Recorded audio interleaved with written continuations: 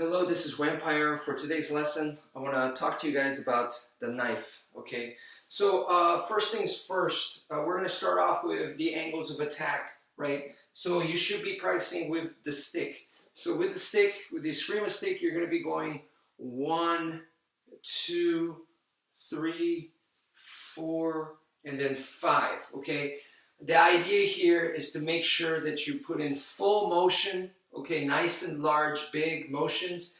And then when you get the chance, go outside and add some swing into it. I want you to make sure that you feel that, because that teaches you the proper body mechanics.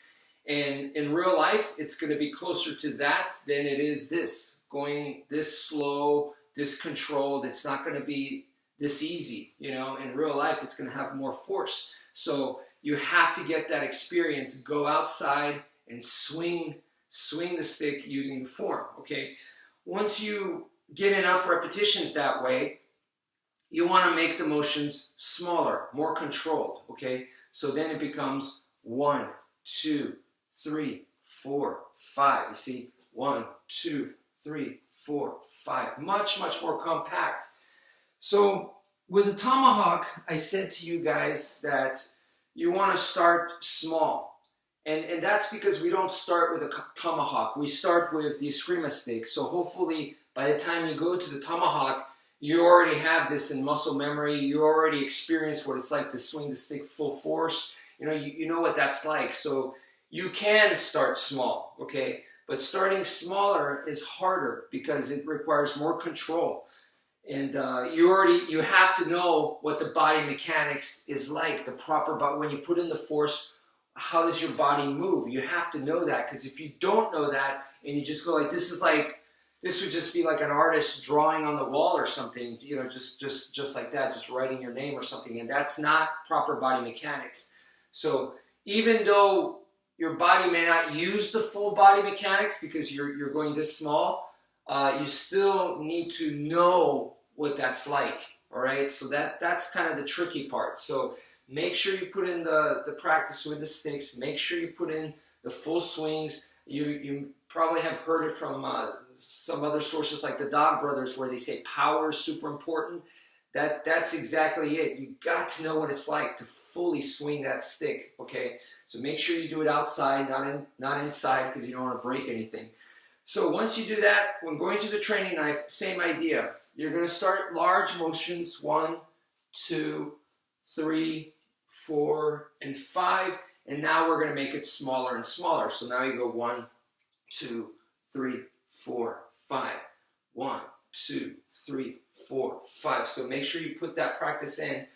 And now you want to get to the point where the motion's even smaller, okay?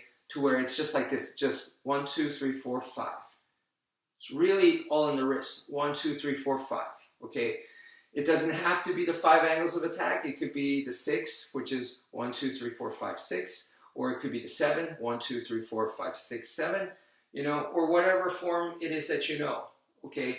You want to make it that compact to where it's just in the wrist. Why is this important? This is important to know because back when I was in college, a friend of mine who was a military guy, I trained with him. He taught me Kali and Eskrima, and he learned from his teacher, who was teaching special forces, FBI agents, and that guy was a Vietnam vet, right? So, I mean, tremendous teacher right there. And so I made a video years ago talking about knife combat, special forces style, right? That's where this comes from, okay? So in it, one of the things is when you make your motions this compact like that, right? When you have a knife and your opponent knows that you have a knife, chances are there may be a situation they're going to be grabbing you right on the wrist. And when they do, there's going to be a little bit of motion, a little bit of leeway there, so we're going to take advantage of that and do the 5 angles of attack, trying to cut them on their arm, like this. Okay, boom, boom, boom, boom. Okay, so A, that's going to make it difficult for them to hold on to you. B is, if you've studied any martial art, when you do wrist releases, a lot of times for self-defense, we start from there. When a person grabs your wrist, what do? A lot of the escapes requires circular motion. We use circular motion to make them let go. So this starts